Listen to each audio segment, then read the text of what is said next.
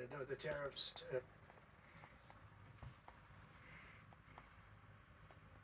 They're all set. They go into effect tomorrow.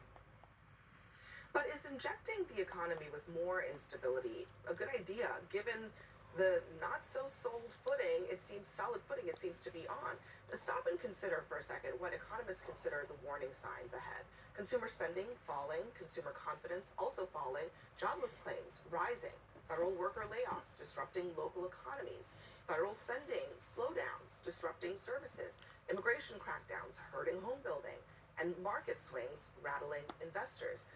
The stock market really just said it pretty clearly. It's down today as a result of all of this and the threats of tariffs.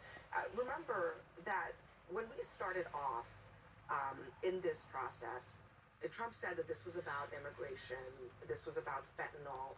It's not about fentanyl, it's not about immigration. It's just that he likes tariffs, he wants to put them on.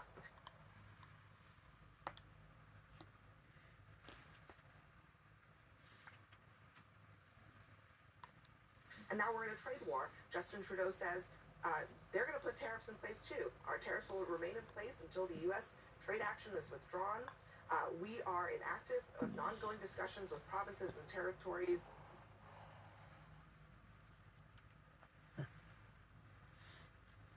to pursue several non-tariff measures as well.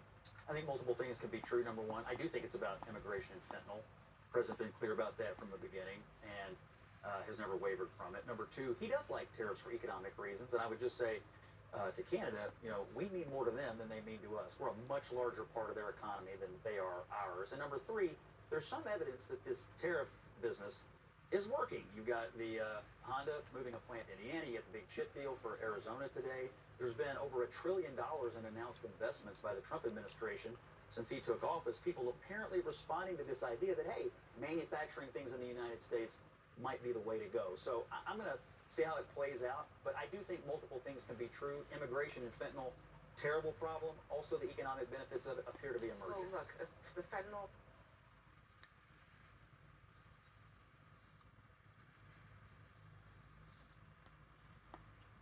coming from Canada is just a minute percentage of what is coming from Mexico. Just a little bit will kill you. Canada, yeah, but Canada is not where the fentanyl problem is. But on the economy, I want to play what some business leaders have been saying about this, what the economic environment actually is in the country right now. Listen.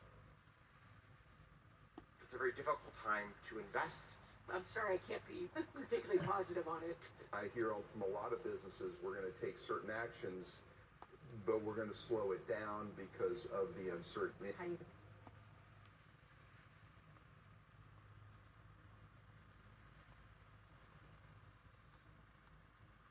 Tariffs will impact inflation.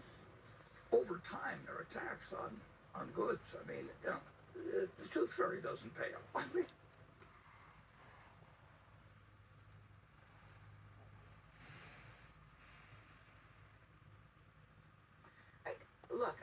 They are a tax on American consumers, but also this is a Republican administration that's supposed to be injecting certainty into the economy, giving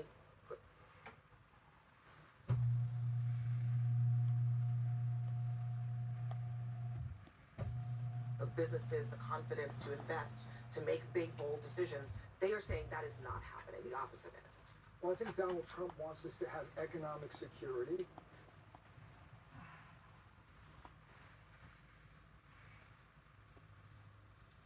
He wants us to have energy security, and he wants us to have manufacturing security. With so many goods being manufactured outside of the United States, just look at the chips and look at all the other things that are manufactured in China.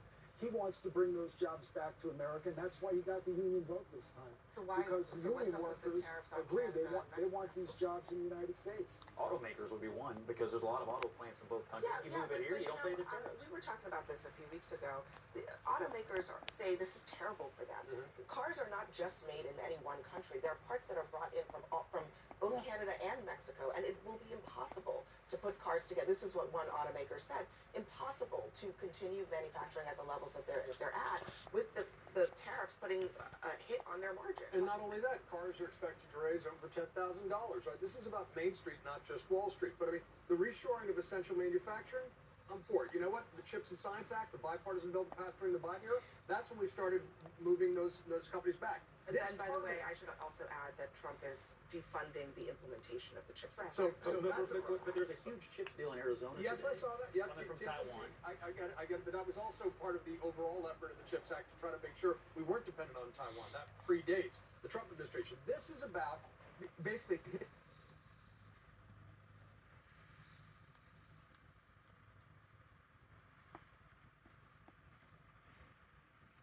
hitting ourselves in the face with a rake.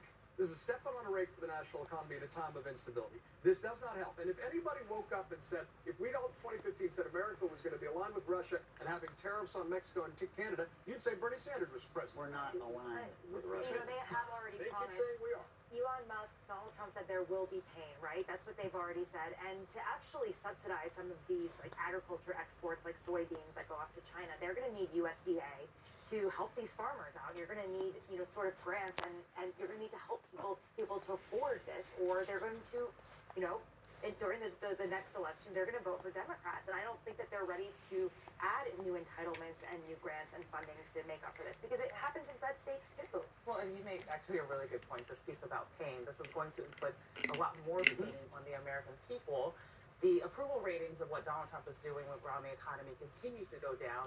You mentioned USDA and all these aid programs. Well, DOGE is cutting all of those programs. So you're making the cost of living more expensive for people in the United States, while also cutting the efforts that actually should mitigate that.